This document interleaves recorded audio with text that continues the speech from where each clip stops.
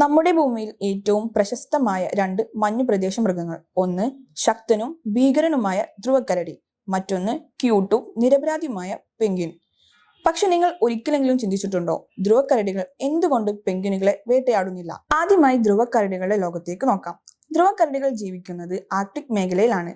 അത് ഭൂമിയുടെ വടക്കേ അറ്റം നോർത്ത് പോളിലാണ് സ്ഥിതി ചെയ്യുന്നത്. ഇവിടെ എപ്പോഴും മഞ്ഞും ഐസും നിറഞ്ഞ അന്തരീക്ഷമാണ്.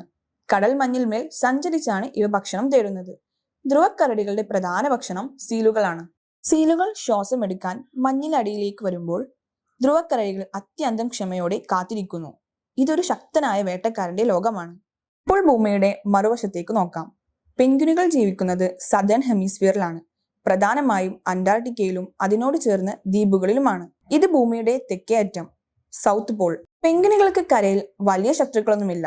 പക്ഷേ അവരുടെ പ്രധാന ഭീഷണി കടലിലെ ഷാർക്കുകൾ, ലെപ്പേർഡ് സീലുകൾ, ഓർക്ക വെയിൽസ് എന്നിവയാണ്. അതുകൊണ്ടാണ് പെൻഗ്വിനുകൾ കരയിൽ വളരെ ശാന്തരായി നടക്കുന്നത്. ഇവിടെയാണ് പ്രധാന കാരണം. ധ്രുവക്കരടികളും പെൻഗ്വിനുകളും ഭൂമിയുടെ പൂർണ്ണമായി വിപരീത അറ്റങ്ങളിലാണ് ജീവിക്കുന്നത്. നോർത്ത് പോളിൽ നിന്ന് സൗത്ത് പോളിലേക്ക് ആയിരക്കണക്കിന് കിലോമീറ്ററുകളുടെ ദൂരം. ഇവർക്കിടയിൽ സമുദ്രങ്ങളും ഭൂഖണ്ഡങ്ങളും ഉഷ്ണമേഖലകളും ഭൂമധ്യരേഖയും ഉൾപ്പെടുന്നു. അതിനാൽ ഒരു സത്യം ഉറപ്പാണ്, ധ്രുവക്കരടികളും പെൻഗ്വിനുകളും ഒരിക്കലും സ്വാഭാവികമായി കണ്ടുമുട്ടില്ല. പക്ഷേ ഒരു നിമിഷം ചിന്തിച്ചു നോക്കൂ, ഒരു ധ്രുവക്കരടി പെൻഗ്വിനെ കണ്ടാൽ എന്ത് സംഭവിക്കും? സാധ്യത വളരെ വ്യക്തമാണ്.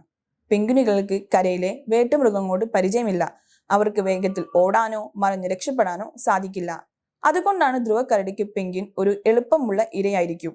എന്നാൽ ഇതെല്ലാം വെറും സങ്കല്പമാണ്. കാരണം പ്രകൃതി തന്നെ ഇവരെ തമ്മിൽ നിന്ന് സുരക്ഷിതമായി വേർതിരിച്ചിട്ടുണ്ട്.